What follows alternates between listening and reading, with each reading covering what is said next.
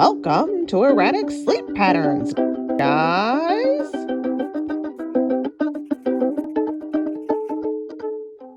What's up, party people? It's Amy. I've had multiple camera failures today. My closet has fallen apart. That's why there's a huge disaster behind me, and I'm filming in a different area. But we're going to get through this. Today, we're going to talk about shock treatment, also known as the sequel or sometimes called the equal. The thing for the fans to remember is that shock treatment's not a sequel, not a prequel, but an equal. It's not the prequel, it's not the sequel, it's the equal. And it does have its own equality. And so from that point of view, calling it not a sequel but an equal does make sense. I think it's an equal, not a sequel. To the Rocky Horror Picture Show. And, you know, I understand marketing and how to get money for productions and stuff like that. They look at your track record, and thankfully we've made enough money for them to say, yeah, we'll have a crack at this. But this is not a sequel. They had another idea for a sequel, which I'm glad they didn't go through with. The first story was that Frankenfurter comes to Denton and Janet is having his baby. Ended up making this, which I think is a fantastic movie. I personally, for my tastes, actually like Shock Treatment better than Rocky Horror Picture Show. I love Rocky Horror Picture Show. If you know me, you know I love Tim Curry. Has anybody seen my tambourine? You know I love Meatloaf.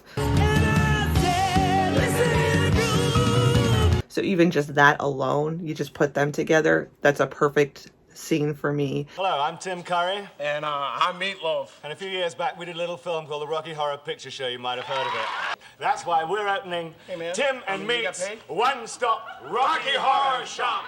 But I'm gonna tell you what. No, stop squirting me, sucker. Anyway, listen, we're gonna rip the prices in half, right? And it's so much more than that. Rocky Horror does have a good soundtrack. One of the only real detractors I have is that they cut out that Heroes song, which I think would have made the ending more full.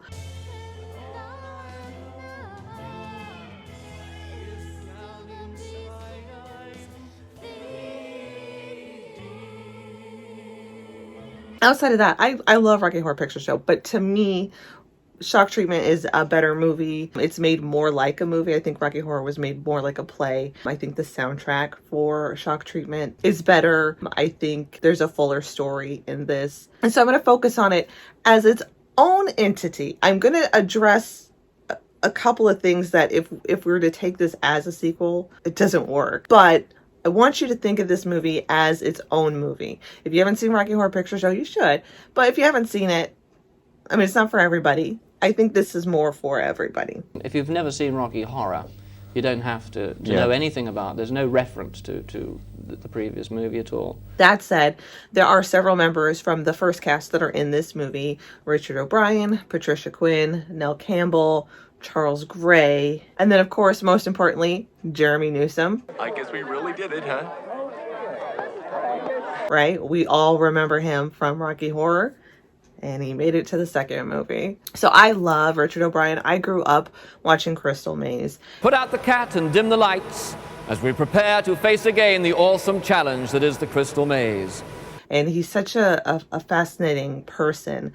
And I enjoy his creativity. I like the way that his mind thinks. And so Shock Treatment's easy for me to get into. Also, growing up in England, which is how I grew up on Crystal Maze, Ruby Wax was a huge celebrity. I remember it was amazing that there was like a famous American, at least to me, on British TV. Ruby Wax was so cool. So that was also another thing that was fantastic to me when I saw this movie. I was like, oh my gosh, they've got all my childhood heroes. In addition to that, they have Jessica Harper, who is a fantastic actress, and Clifty Young, who you would likely know from pretty much anything. He's been in a lot of stuff. There's a movie that may not exist that I remember him from. It's a movie with him and Jeffrey Jones, and it's not Remote Control. I'm not confusing him with John Ritter. It's a whole other movie, but I can't find it. If it does exist and you know what I'm talking about, please help me out. It's been driving me nuts. But it also could just be something that I watched so many movies growing up that my brain created its own movie, like the Shaquille O'Neal Shazam thing. Maybe it's something like that. Also, Rik Mayall is in this, and I love Rik Mayall. Once upon a time, there was me. What an exciting beginning. My name's Rik. If word gets out that I'm missing, 500 girls will kill themselves. I wouldn't want them on my conscience. Not that they ought to be on my face.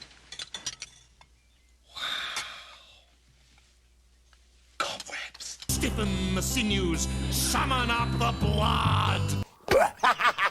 Now get lost. I first saw Shock Treatment in my teens. There were 3 channels that I watched a lot. AMC, this was before they had shows. AMC, Turner Classic Movies, and what I'm now finally remembering was like Fox Movie Channel. I think it may have turned into FX, but I can't remember it super well. Those 3 channels I watched religiously. And Shock Treatment, which was on the Fox Movie Channel, I think, was heavily featured for some time. And I watched it a lot when it was on there. I took a VHS and I copied the movie and I watched it over and over and over again after it stopped being on that channel, which I'm pretty sure is illegal. But I own it on DVD now, so I don't need that tape.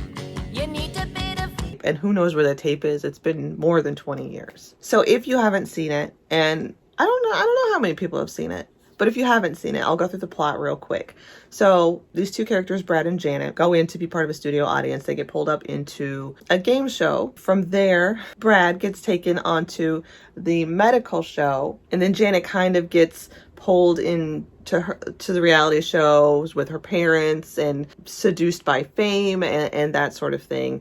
And it all turns out, again, spoiler alert, don't watch this review if you haven't seen it. I say go watch the movie. Go watch the movie. Spoiler alert, Brad's twin brother kind of orchestrated the whole thing so that he could take Brad's wife. It's a very satirical movie. It's satire on America. And tolerance for the ethnic races in Denton. It's satire on reality television before reality television was what it is. When I first saw it, before kind of the world had become so conservative and reality television had taken over and everybody thought they were a celebrity, it seemed like a rather savage satire. Perhaps too savage, perhaps too cold, perhaps too unsexy to really find a big audience. By a lot. This movie's from 1981, so it's 41 years ago. It was way ahead of it then. I think it was so far ahead of its years as an idea. We now live in the world of the Shock Treatment predicted. In that way, Shock Treatment was pretty far out. I mean, Richard was onto something there. If you watch it the way it is, right, no changes, because obviously we can't make changes, movie's done. If you watch it the way it is, it's good. It's a vehicle mostly for songs, I think. I don't know, there's a couple things I would change to maybe make some things a little bit more clear. One thing I would like to address right at the start is if this were a sequel, let's say, because it's kind of supposed to be. But if this is a sequel, Brad and Janet have already been through a traumatic event, and maybe that's why Brad's the way he is. If you don't make it a sequel, if you have it like Tina and Mark, right? We have enough going on to explain why Brad might be, or why Mark might be the way that he is. So we don't need to consider that situation. But again, I just want to address this point. Janet and Brad went through a whole weird situation over at the Frankenstein place. And so let's say maybe that scarred him for life. They still got married, and then there's, friction and trouble and he won't get past it. And she's just like, oh my gosh, maybe that's what's going on here. Let's just say. Then they get into this situation. So the reason why it bothers me that it could be considered a Brad and Janet from the previous movie. Basically, Brad and Janet become our Gulliver. That's the way I look at it. It's like further adventures of Gulliver, further travels of Gulliver. And we just put them under the microscope once again and see how they react. Is if you were already tricked by a bunch of weirdos, why would you so easily be tricked by a bunch of weirdos, right? Wouldn't you be like extra suspicious? Especially because these people look a lot like the same people from before. I would be very, very suspicious. I mean, it's possible they have some sort of disability or disorder where they can't remember traumatic events that happened to them, right? Like, I do this a lot. You bury traumatic events and you don't remember them until they're triggered, It's not a healthy way to survive. Just a heads up, but it's a thing that happens to people. But you would still think that would trigger it. They'd be like, oh my gosh, I remember everything that happened before. I also like the idea, though, that we continue this, right? So let's say it's just a series of movies of Brad and Janet getting tricked by the same weirdos over and over again. So like you're screaming at your TV, because like it's never explained. They don't say like, hey, I recognize that these are the same weirdos. Every time they're like, what's going on? I can't believe it. And you're like, how do you not know? I would enjoy that as a series.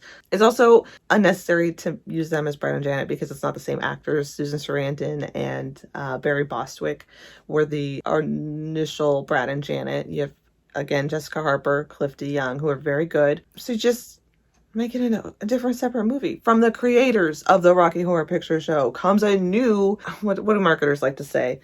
Yeah. From the creators of Rocky Horror Picture Show, come a new outrageous situation. What if Mark and Tina were seduced by the world of television or something? You know, something they could have, I think. And again, I'm not in marketing, but I'm really cool and I know everything. I think it could have been done in a way that like could have appeased everybody, like to make it its own separate movie, but still maybe even the same universe or something like that. That's fine too. From the Rocky Horror universe, I know universes weren't such a big thing, but basically what it seems to me, it's like the same thing as saying Magnolia is the sequel to Boogie Nights, which I'm going to decide is canon now. So I've watched this movie a bazillion times, but I've never really watched it critically. And I don't necessarily want to. I love it. It's fun. It's entertaining. It's silly. It's a great movie. And so, you know, I can watch these things and recognize, well, this isn't quite right, but, you know, it doesn't bother me. And even watching it critically with these issues in mind, I still love it. It doesn't detract from me at all. But I do want to talk about a couple of things. So one, I don't mind that everything moves so fast and the plot's mostly carried by exposition. The movie feels more like a vehicle for the songs, and the songs I think are good enough that works for a movie. There are some really interesting themes in there that I would like to see elaborated on, but it would make the movie much longer, it would make it drag on, and you wouldn't get to move to the next part. Again, Rocky Horror Picture Show is very much like a play, and this is similar to a play, but not as much. And if you've ever watched a musical, that's how musicals work. But some of the issues like marriages growing apart, how fame can change you. I mean, if you're a moral person and somebody comes in and says, I want, you can be on television tonight if you do this, this, and this, which normally would seem an immoral or bad thing for you to do. How many of us would say, sure, man, to be on TV, hell, I'll throw all that morality and all my personal beliefs out the window. Manipulation. There's a lot of manipulation in this movie, but I think it's so like subtly done that it's not something that occurs to you. But I would love to really highlight that manipulation and how it fucks with your mind. But I don't need treatment. But you do need glasses, stupid. Doesn't the customer? But I want to see Brad. So the question is, Janet, does Brad want to see you? Quite frankly, he hates you. Is it because I'm becoming too popular? On the contrary, Janet. He wants to see your ratings soar. He needs a woman of exceptional desirability. Look at yourself. You're beautiful. The most desirable creature that ever walked. Oh, if only Brad could have found it within himself to say those things to me. He will. But it's up to you to reawaken his feelings. Farley's given you that chance. Out of self came selflessness. You revealed yourself, the real you, the secret you. And you liked what you saw, didn't you, Janet? Well, how's Brad? Oh, well, if he caught my act, he'll be looking good. But obviously doesn't need these. They provoke the thoughts already. I thought about them when I saw it the first time, and I wasn't like, oh, I need my handheld thinking about these things. But I think that would have been an interesting movie, or it still can be an interesting movie by somebody else, I guess. And it probably has been broken up into different movies. Okay, so I have a list of questions. They're nothing that makes me dislike the movie, but there's still stuff that I can't answer, right? Because a lot of times I can just fill in the blanks for myself or create my own situation to explain what's going on. In these cases, I can't. So one of the things is Brad and Janet weren't famous before, as far as we know. So how did Farley, Brad's twin, get so infatuated with her? Has he been watching Brad this whole time? Was it the engagement announcement or the wedding announcement? Or was there an article about what happened at the Frankenstein place? How did he know? Additionally, and related to the twin part, how does Janet not immediately think that that's Brad? I understand one wears glasses and the other doesn't, and she could have a Lois Lane sort of situation going on. I don't know the situation with Lois Lane and Superman. Initially probably don't see him without his glasses, but Brad and Janet have probably been together long enough if they're married that she's seen him with his glasses even on accident. So that is a face that probably recognized. Plus, it looks like they became orphans and separated adoptions at 6 or 7 years old. So you would think he would have brought it up. So she would already have a knowledge that there's a twin if she doesn't think it's Brad, right? But she doesn't seem to do that either. I would think, since it made the news, everybody would be talking about Brad being an orphan and, his other twin. He was adopted, Oh, yeah, I'd forgotten. and his twin going off somewhere else. Maybe he doesn't care and doesn't want to find out where his brother is, but it seems like they're in the same town. We know from the news article that we know who adopted who. Oliver, this is one time charity didn't begin at home. So you would think if this Farley guy was coming to town, Brad would probably even give her a heads up if he never mentioned it before. I mean, there's like so many things about the twin thing that doesn't make sense in this particular context. That like he should know he has a twin, she should know he has a twin. But if she didn't know he had a twin, like why doesn't she think it's Brad until she's drugged later and she sees him?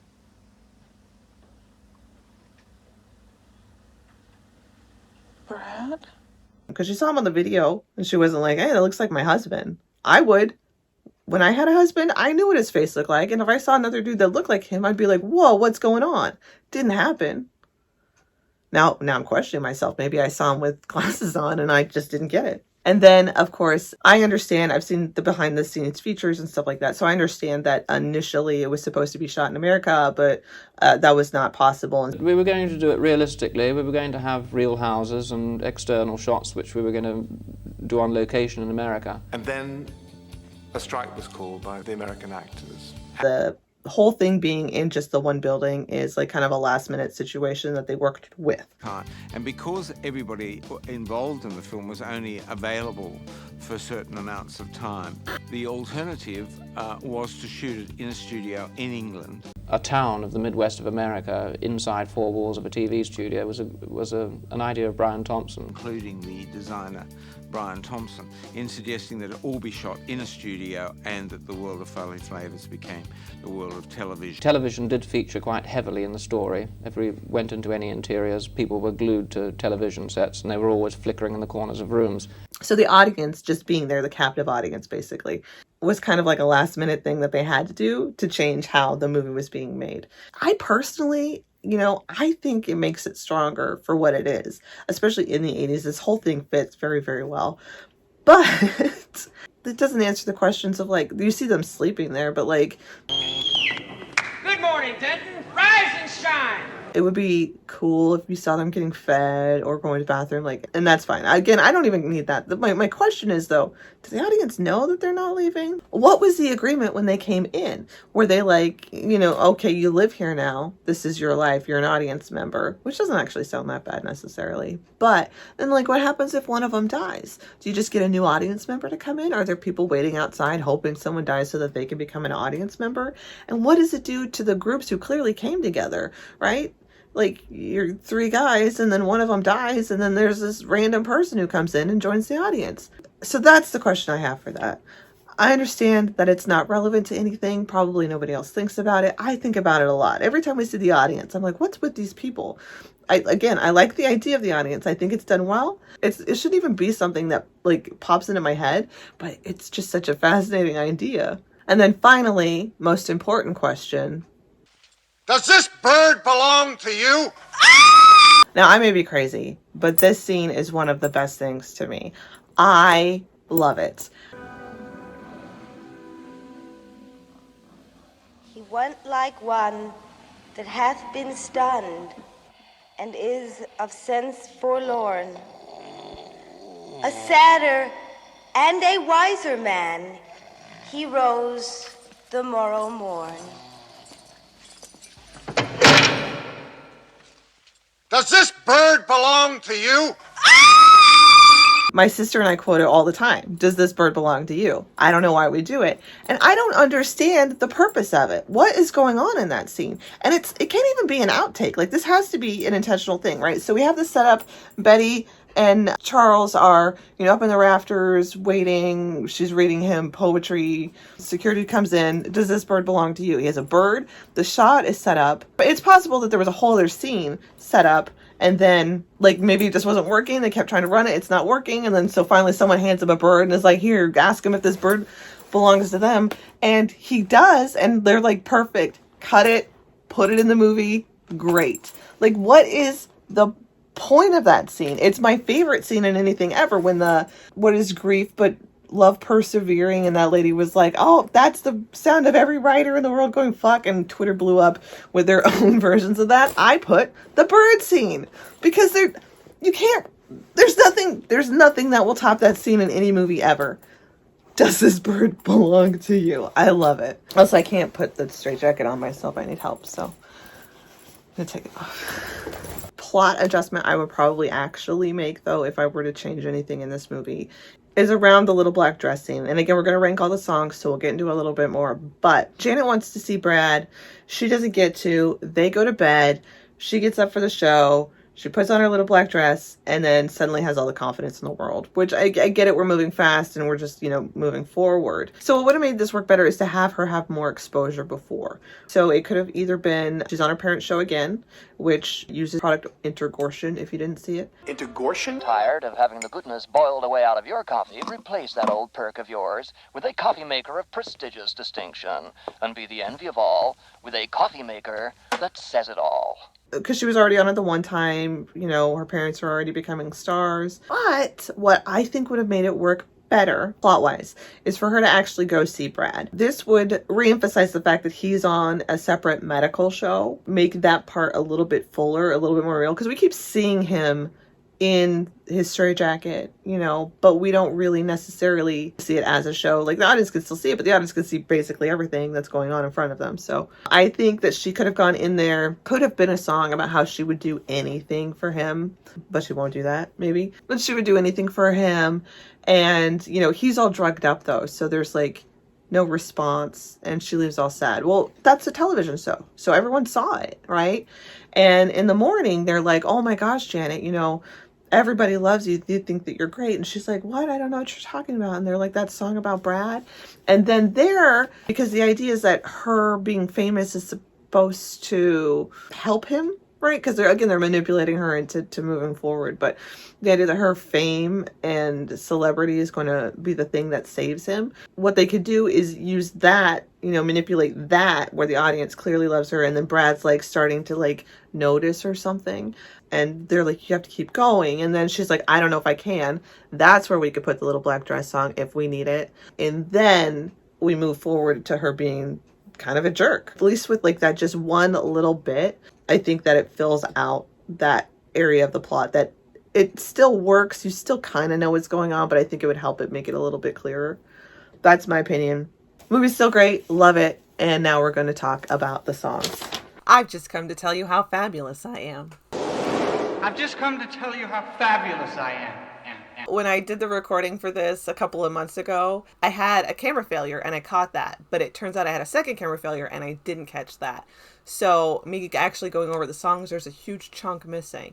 So rather than scrap the whole project, because I've been working on this for so long, I've been editing for months because I'm not very good at editing, and just starting over again, I've decided I'm just going to record the song part as a tier list and just throw it in there. I'm not wearing the costume because, as you can probably tell from the background, I finally got my closet put back together, but I'm terrified to try to pull my costumes out again, which means probably no costumes until I move again, which will be in a couple of months.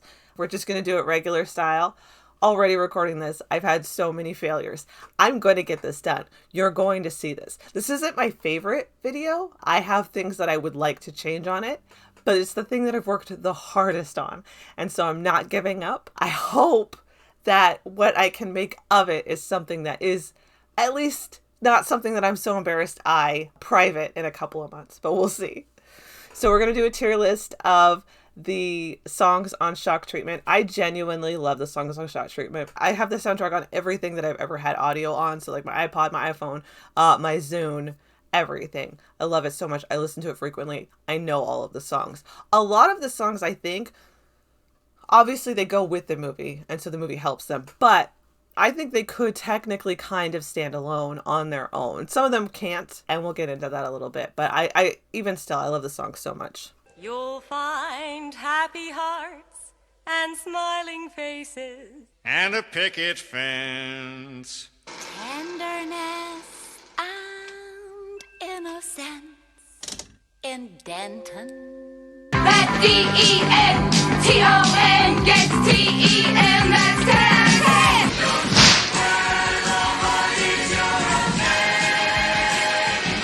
So that's Denton, USA. I think it's a pretty good song to start out. It gives you an idea of the town, it gives you an idea of the people, it gives you an idea of the stage and the audience. I personally can identify with Brad very well because his rhythm is off.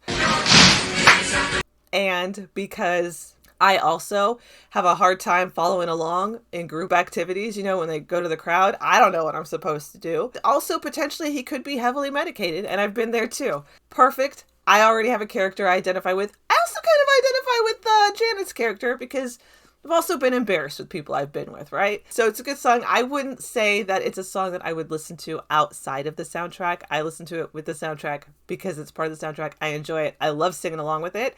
It does remind me that I'm not capable of whistling very well. And Denton girls are full of beauty. But still a pretty solid song, and especially in context of the movie. So, doing this when I realized my audio wasn't working, because my computer likes to reset my audio settings while I'm using them. But we're going to put Denton, USA in the B tier. This is the birthplace of the virtuous, the home of happiness. Oh, I also said, and I realized I didn't do it in this recording because I've recorded like so many times. I'm not tier listing the overture. The overture does what it's supposed to do. It's listed on the soundtrack.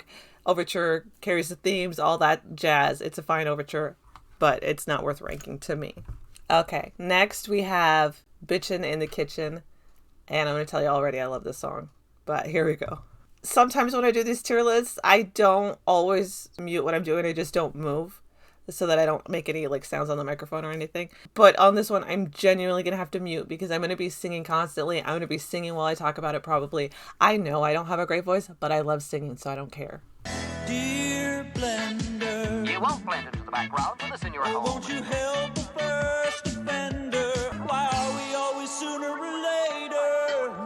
Bitchin' in the kitchen or crying in the bedroom all night.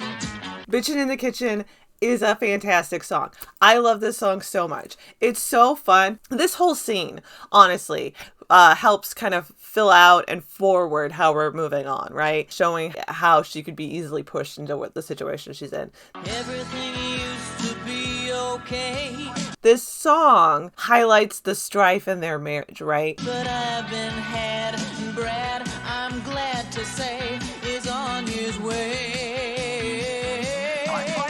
And what I like, it's a silly song for sure, but it's real fun to sing. If you haven't done it, you should do it. It's a great song to sing along with, especially the end part, which she really gets into it. Bitchin' in the kitchen or crying in the bedroom all night. I like the idea they're on this game show. These are game show prizes. Here's some more prizes for these here on Marriage Maze. And it's using those to highlight the strife in their marriage. Shower curtain. Wash those screws away. Oh, won't you help me to be certain? I think it's a very clever song. I think it's well written. And again, it's really fun to sing along with. I'm going to give it an A tier instead of an S tier, only because it's just a little bit silly. But I will say my sister and I sing and reference this song constantly. So it has to get a high marks. Otherwise, she'll probably beat me up. Tell me, spectator. All right, next is In My Own Way. If only you knew how to win some prizes. Well, you might find out I still love you in my own way. It was almost like leading you on. But if it should mean that the party is over, you should know that I still love you in my own way. I think is a fantastic song. I think, honestly, it's not written as a traditional song, verse, chorus, verse. The lyrics in the song are so powerful, and they set up that obviously she's very unhappy in her marriage. But there's more to it all than just wringing your heart out over something that keeps on going wrong. Which is how we can get to the point that we're at, I think, where she's so easy to manipulate out of it. I think if you've ever been in a relationship, whether they can or cannot sleep at night. If you could sleep nights, stop your crying. and you're at that kind of breaking point, I think you can really identify with this song, especially that. So don't tell me you love me. How am I supposed to know what that means? That part is like, it like gives me chills, and she sings it so well. I really love this song. I know it doesn't feel like a full song, but it carries such an impact that I'm gonna give it an A tier. I think we're gonna run out of room in the A tier pretty quick, for sure. A very good song, very good setup, but again, on its own, very impactful. If that's not enough, then I'm so sorry I met you. It's a little silly, I'll be honest, but just I love the way that it carries over about winning some prizes. So, in my own way. Okay, the next song is Thank God I'm a Man. It does have a slur in here. I'm not going to play the slur when I go over the song, but I'm going to talk about it. A man should call the toss, wear the pants, and be the boss. And men should be the misters and the masters of their sisters. So always remember to follow the rules. What's clever, the dog's never. Hark another jock's tools. All right, once again, I forgot to unmute when I recorded. So the song was Thank God I'm a Man. Initially, I hated this song so much that I would, like, when I had it on tape, I would skip over it. When I was watching it on TV, I would cover my ears at the slur. And I'm not going to play the slur. But as I grew older and understood it better, it's a very good satire of, toxic masculinity and very rigidness and that sort of thing. It also fills out the scene, right? You get an idea of who raised her, so why she might be having some issues with what's going on with Brad, especially if we consider this a sequel from the Rocky Horror Picture Show, where he had some contact. And whether we want to consider that assault or not, either way, it's probably something that he's going to have to grapple with and figure out what that means for him. And, maybe she doesn't have the patience to deal with that. Maybe she just has no understanding of it based in what she was raised in. I was raised by a bigot. I find that it has made me more open because he was a terrible, terrible person. And so it was easier for me to recognize that everything that he said was wrong. But not everybody hates their dad. So, so she respects him. She might respect his opinion, and she might be grappling with, some of the issues that he raised her with. And it also shows the audience that we're working with, the people of Denton and how they're probably receiving it, right? A lot of them chimed in agreement of this viewpoint. And so they're probably looking down on Brad, which would further build, why they want her to succeed and move on from him. Again, not my favorite song, but I respect the song for what it is, the satire, the world building, all of that. And because of that, I'm giving it a B. I don't think it's a bad song. It's a well-constructed song, and it goes into what the movie is, but I don't think it's a great song. I still mostly kind of skip it because it's not fun to sing along with either. Okay, with that said, now we're going into Farley's song. And who draws a perfect circle anymore? And if you're waiting for greatness to shake hands with you, you better daydream your life away. I'm gonna take my time and rock some rhyme. Oh, it's gonna take your breath away. We're gonna shoot for the moon, we're gonna play high noon. You're not looking at a king, no. You're looking at an ace. I knew a guy named Ace. I still know a guy named Ace. And so I get the song stuck in my head a lot. You're looking at an ace. You're looking at a goddamn ace. I think this song is fun. It's fun to sing along with. I honestly think this song probably works better outside of the context of the movie, because when I see it in the movie, I'm always like, what the fuck does she think is happening right now? Especially with the... I just love home movies, don't you? What are you doing? Like, how... This song is fun. I like the positives, right? Like the, When the sun in the sky is a spotlight just for me. The high self-esteem, the taking what you want, right? You're going to daydream your life away. I think it's a fun song. It's a good song. I'm just imagining your husband. Okay, you go on a game show. Your husband gets taken into a medical television show because he's having all sorts of mental disorders. Visit your parents' reality show. And now you're hanging out with these doctors from the medical show. And they're like, hey, watch this video. And you do. And it's like everybody's singing along with the video. Wouldn't you be like, this is super weird? On top of that, I get what's happening. Like, I understand what's happening. I've only wanted one thing The idea is, here he is, this confident man, right? The antithesis of what we're seeing of Brad, right? We've got this confident, successful man who's just taking what's his, right? And so that's what's supposed to be appealing. Why would you not think this guy looks just like your fucking husband, dude? He looks just like your husband. And like, you're in a television situation. Why wouldn't you think that's a video with your husband in it, right? Why wouldn't you think, oh, wow, you know, Brad's looking pretty hot right there or whatever? It's so weird. I also personally am not sure, based on the way that I'm attracted to people, I don't know that, like, if, let's say one of my exes, there was like an evil twin or a better twin or some version of twin, if I would be attracted to that twin, because usually what I'm attracted to is the person.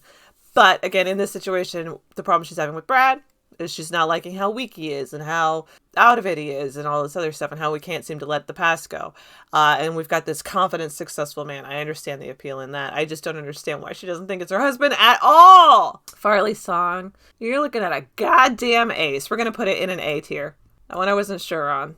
It's almost a B for me. Next is Lullaby. I feel the heat from your skin and the stubble on your chin. You're no good. You're no good. Oh, what a joke. What a joke. You feel like choking. Drift into the treacle deep. Slip into its silent depths. Go to sleep. Night, night. It's time for nightmares. It's been a great day. Thanks a heap. Now it's time for everyone to go to sleep. He went like one that hath been stunned and is of sense forlorn. A sadder and a wiser man. He He rose the morrow morn. Does this bird belong to you? Ah! Can't not play that part. That's the best scene in the whole goddamn movie. I love it so much. I genuinely love it. So, song Lullaby. I love the song Lullaby. I like the, obviously my favorite part is the Romance is not a children's game. you keep going back, it's driving you insane. But it's a really good song. I like the juxtapositions of, you know, the different things. I also, my favorite part is the end part, that it's been a great day, thanks a heap. I say that frequently when I'm going to bed. I love it. It's a great goodnight song. Oh, it's tough. I think people are going to disagree with me, but I'm giving it an S tier. I really like this song. It makes me happy. It makes me sad. It makes me sleepy. And it very dirty imagery in the part of that movie, which I also enjoy. So Lullaby gets an S tier. All right, next is Little Black Dress. Ever since I was a little boy, dressing up has always been my greatest joy. There's one thing you just can't beat, and that's a strapless, backless, classical little black dress. And as you strip, as you slip into that little black dress. Hoopla. That really came to be is what we have, yeah, how you are, caviar, that little black dress.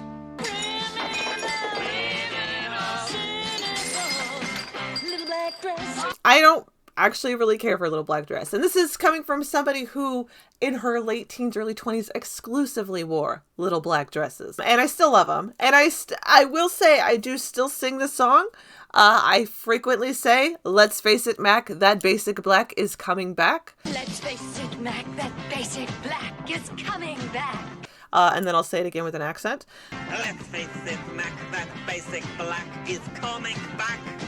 I don't know. I mean, okay, so you got she doesn't know what to wear. And he's like, little black dress. And but then it goes into the caviar thing, which I get, like, being rich is probably what they're going for there.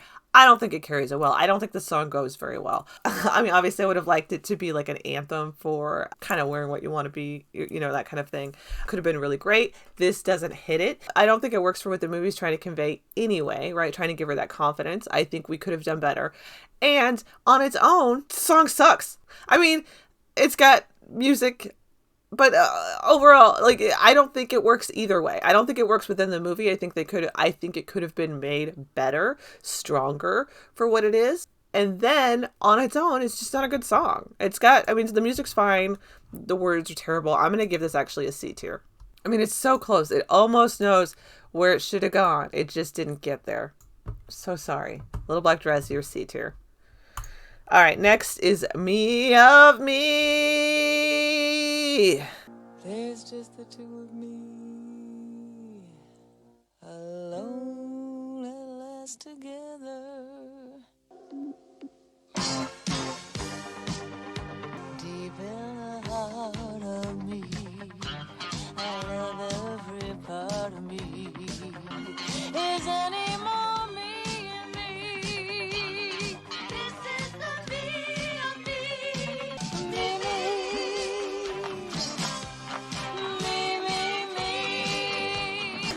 I'm praying every day to me.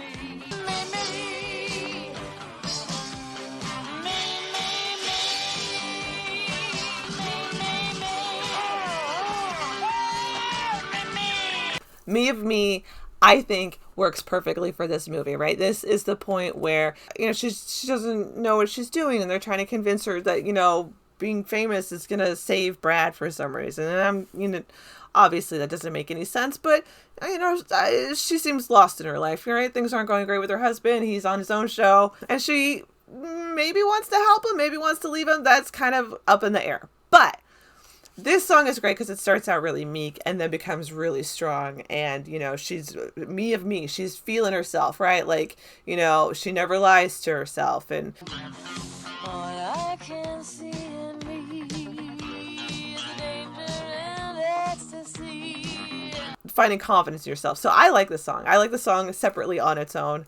Honestly, it's a little silly, but like it's fun, and I want to find the Me of Me.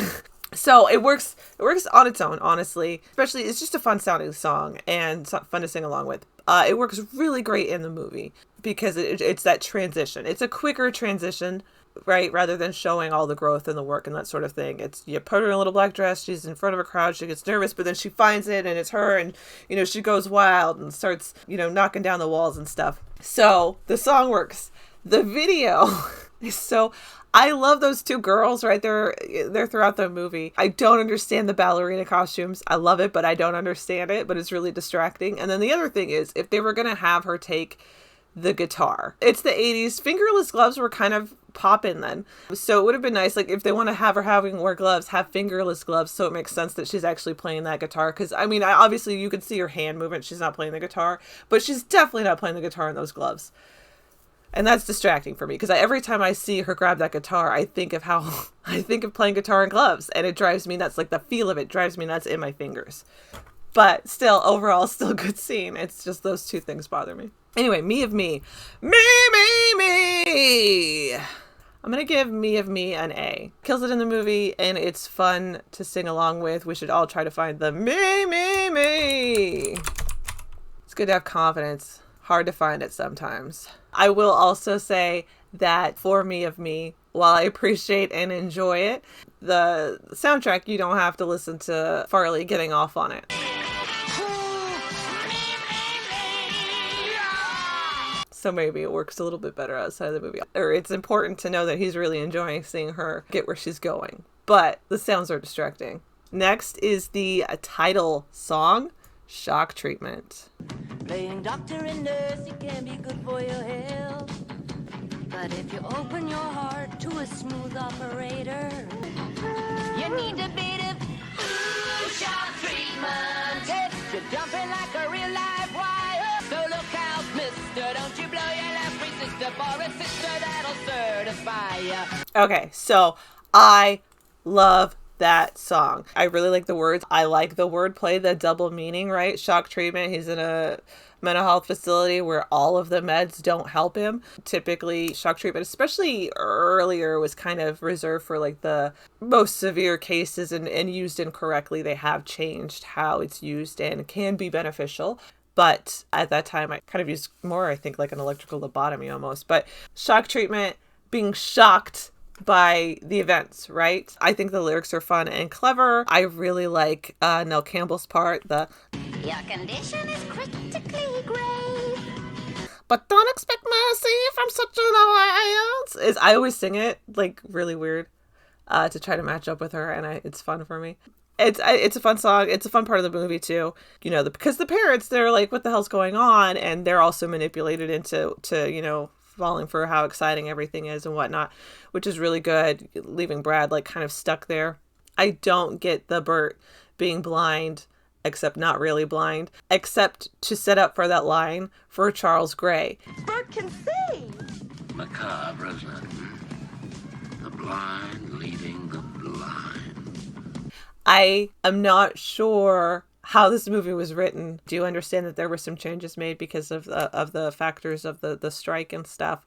But the Ruby Wax Charles Gray section and the rest of the movie, just such weird diversions, almost like they're separate. But in this case, like, it feels like a whole plot of the main part of the movie was made just for this one part, for that B or C plot of the movie to reference. I don't get it.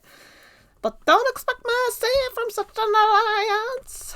But don't expect mercy from such an alliance. But anyway, Shock Treatment, shocking as it is an S tier. But if you open your heart to a smooth operator, he'll take you for all that you've got. He'll hand you a curse that'll be with you later. It'll shake you the way he takes off, like a shot. Shock Treatment, S tier. Love that song. Okay, next. I'm not going to actually rank this song, but this is on the soundtrack. It's Carte Blanche. I'm gonna win my way into the lives and hearts of the people, even if I have to kill to do it. I'll make the pathetic little crones love me. I don't even know why I'm wasting my time here with you. I should be with my people. So that's the part that Carte Blanche is in. And I mean, the song is on the soundtrack. It's a minute and 23 seconds long. Carte Blanche is like an avalanche. It kind of snowballs and sets you free, I think is what the words are. Just repeated. I'm not going to count it. I'm not going to rate it. It's not a song. It's just noise. It's just background for her having her tantrum, which, I mean, you unleash a monster, you don't always know what you're going to get, but like, it doesn't add to it. And it almost takes it away because it's distracting. I found it distracting in the movie. When I found out it was on the soundtrack and I realized it was intentional, I was even more distracted. But again, not counting it as a song, even though it's on the soundtrack, I just wanted to bring it up just a bitch. Next is Looking for a Trade.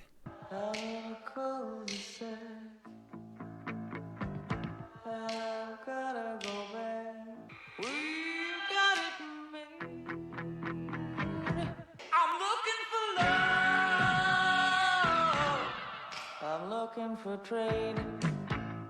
I need some young blood. I need some young blood. I need it now. All right, a song within a dream sequence, so it gives it a little bit more play. It doesn't have to be in the reality, right? So she can be with the band, and it's not, we don't ask questions of, of that sort of thing. Brad can show up, right, and do his parts. So that works really well. I genuinely love that song. It's a really good, it's showing the juxtaposition of, where she's at and how it differs from maybe what she'd wanted and definitely what Brad wants. And I love how most of it's that kind of like monotone, kind of emotionless, like, this is what I'm doing sort of thing. And Brad's is that, I'm looking for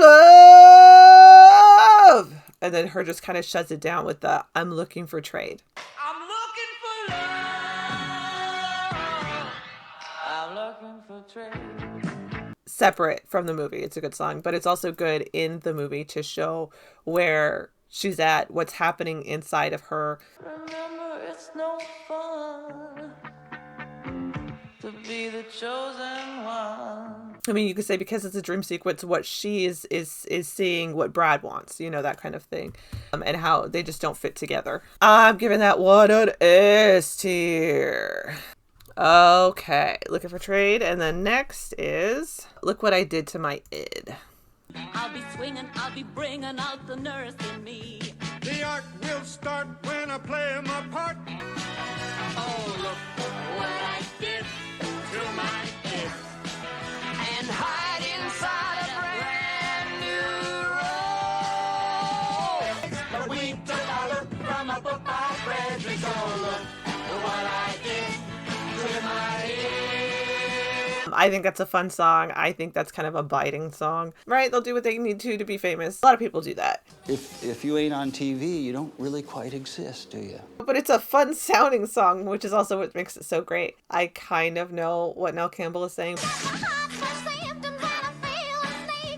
but mostly I don't. So when I sing along, I just make noises and then I do the Rik Mayall parts. Legs like mine, I'm really made for dancing. But no, it's a fun song. It's kind of a bitchy song, I think, but in a good way. Like basically selling yourself out. I love it. I love it. I love it. I love it. I'm gonna give it an A tier. Young male intern, tall and handsome. Now it's time for Oscar Drill and the bits. Let's hear it for Oscar Drill and the bits. I know how it feels to be cool in my heels. You'll see through the bluff. I'm out playing it tough. And it's a long time in the classics, but I'm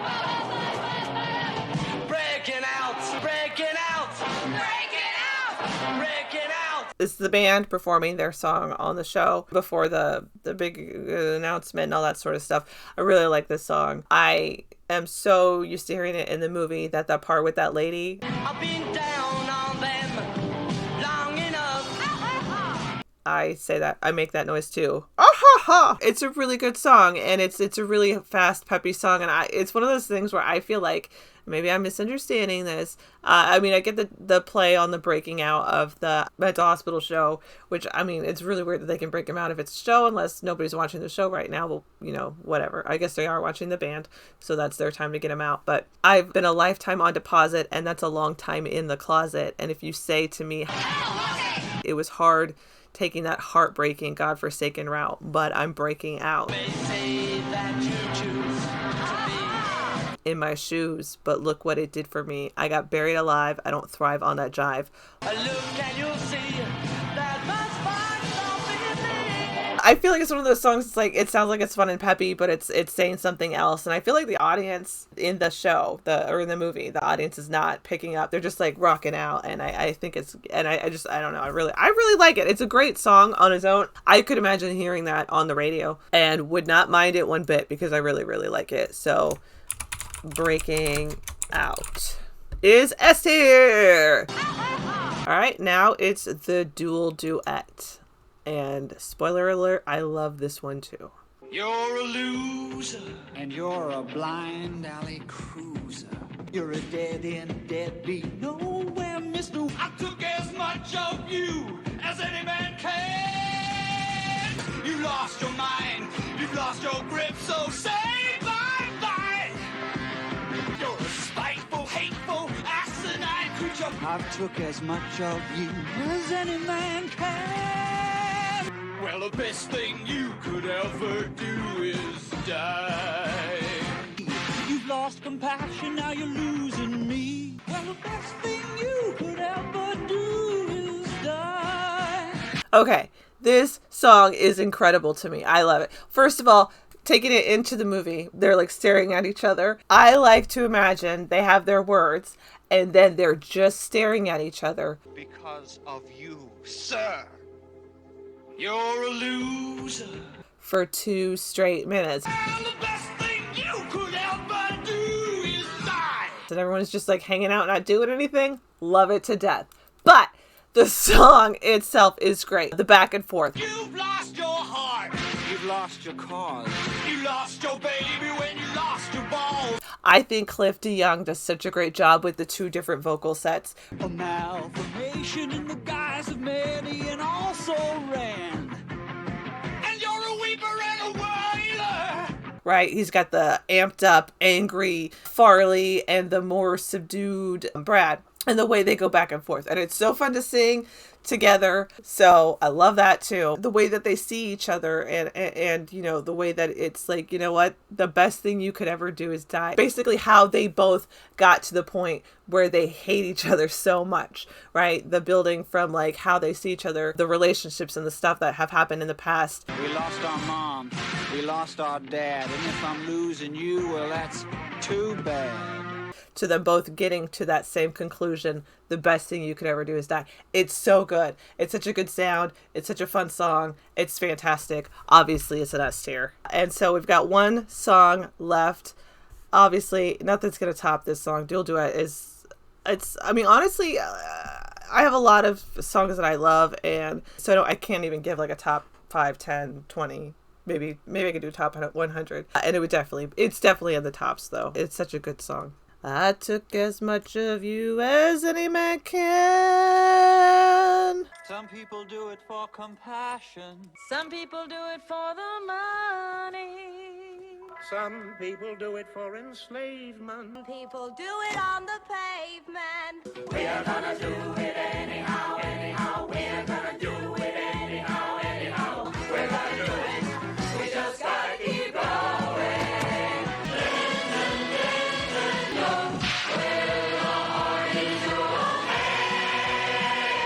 The sun never sets on those who ride into it. We just gotta keep going. So anyhow is a fun song. It's a silly song. It's a song you would expect in a musical, so I enjoy it. And it does have a fairly good wrap up, you know. They're doing their anyhows. They get together with the band, drive off, and you see the scene at the end where the whole audience is in the mental hospital and singing the Denton parts and stuff like that. So it's a fun wrap-up song. It's a fun song. It's a fun song. It's a fine song. I would like this in a different context. I personally... I get it. They're going to do it. It would be a little bit nicer, I think, for a wrap up if like there was something in it that was like that Brad and Janet realized that they should be together. You know, something in that context, I think would end the movie better, or even that they don't belong together. So like the end of Rocky Horror Picture Show, I have the problem that superheroes was cut out, right? So what happens is the castle blows up and then Charles Gray is rhyming and you're like, why? And I think they missed the mark on that by not including that song to kind of fill out like the brokenness. And in this song, they keep the song in, but it doesn't hit the mark. Honestly, superheroes might work better in this part, but still, it's a fun wrap-up song, but I don't think it connects well with the through line of the narrative and the plot of the movie. So it's a good song. It's fun, but it doesn't fit with I guess at least what I want to see in a closer of a movie, because everything happens and then it's just like, okay, they're back together. Why? It's not in the song. So I'm going to give it a B, because again, it's fun. We're going to do it anyhow. We're going to do it.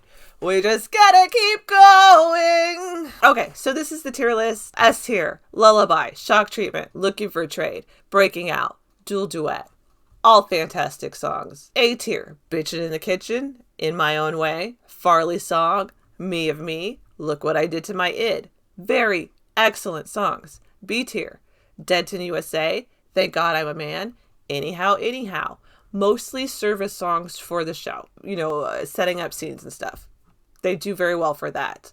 And then C tier, A Little Black Dress. This song, it could have been great. There could have been a real good anthem in that song, and it's just missed. And I can come up with theories. I don't want to. It doesn't matter. It's fine. It just doesn't work. I don't like it. So C tier. So anyway, probably cutting back to the other footage that I shot, because I think there's an ending in there. So say bye-bye.